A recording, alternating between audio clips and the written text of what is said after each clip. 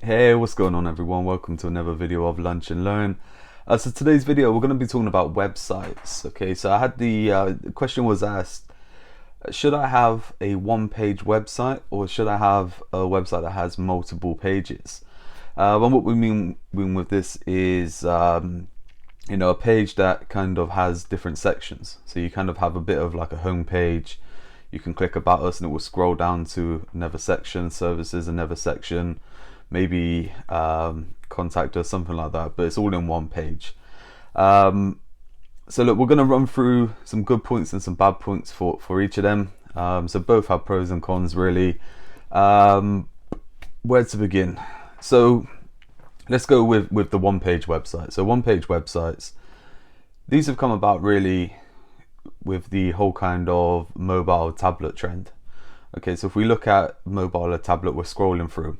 Okay, so these websites are kind of built for mobile and tablet, which isn't a bad thing because we're using more and more mobile devices. Okay, so we spend more times on our phones looking at things than we do on desktop. So building stuff mobile first, I've been pushing that for the last kind of 2 to 3 years.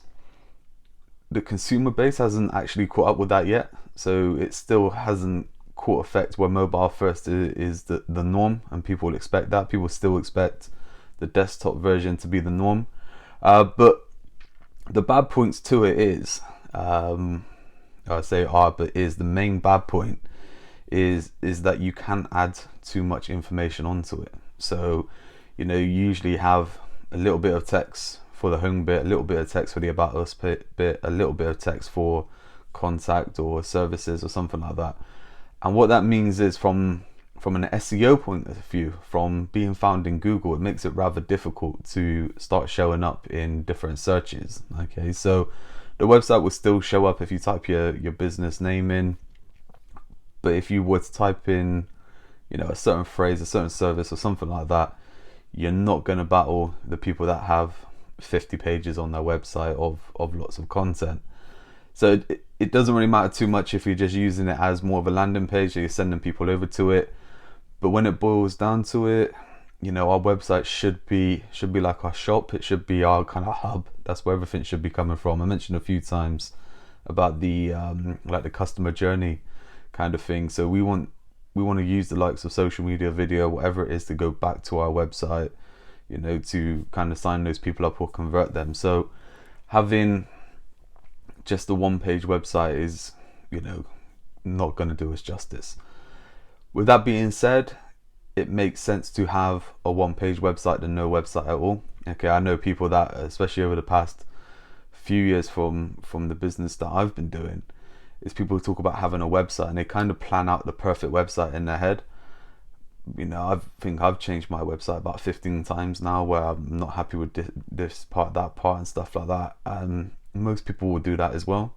So you can sit down and you can plan out the perfect website, spend thousands to have it done, and then 6 months later you'll want to change it. Okay, so my advice to anyone is to get a website up and running, even if it's just one page or something there, and then you can build on top of it. And that's when we get into the websites that have more pages and the pros and cons of this as well. So the bad point is that when it gets onto mobile, sometimes it can look a bit rubbish. We'll talk about mobile friendliness and mobile optimization in a later video, but what we can do with this is we can add so much information in that it can help us to be found for different services. So just trying to think of an example to give you here without kind of giving away too much for some of my clients what we've done. But let's take dentists for example. Okay, dentists. I think I mentioned this in one of the videos before, but if we're looking at kind of dental implants, and that we offer those dental implants. So we have a page then on our website which is dental implants for over 60s. Someone who's searching for that will be more drawn to that page, or Google will be more likely to show that page to someone with that kind of information than just a generic website or a generic page that just says dental implants. Okay, so it's getting smart with the information that you're putting on there, and of course you can build a lot more pages. So if you were looking for a service and you go to a website and there's a couple of different sections that just say what they do, or there's a kind of a big, or let's say like an encyclopedia, but you know, a lot more kind of information on what they do, what they offer, and you know, why you should go with them. So different services, testimonials, blog posts as well. Blog posts are a great way to add to your website. Okay, people think of a blog as more of like a journal, more of news, but it really can have benefit to your SEO point of view to add more blogs to your website moving forward. Yeah, look, I think as a whole, breaking it down, both good points and bad points, I would pick a bigger website over a smaller website every day. So if you've got a smaller website, look to add to it. If you have no website at all, get a one-page website up and running, and build on it from there. So I hope that helps. As always, any questions that you have, get them into me, put them in the comments below, or send me over a message, and I look forward to answering them soon.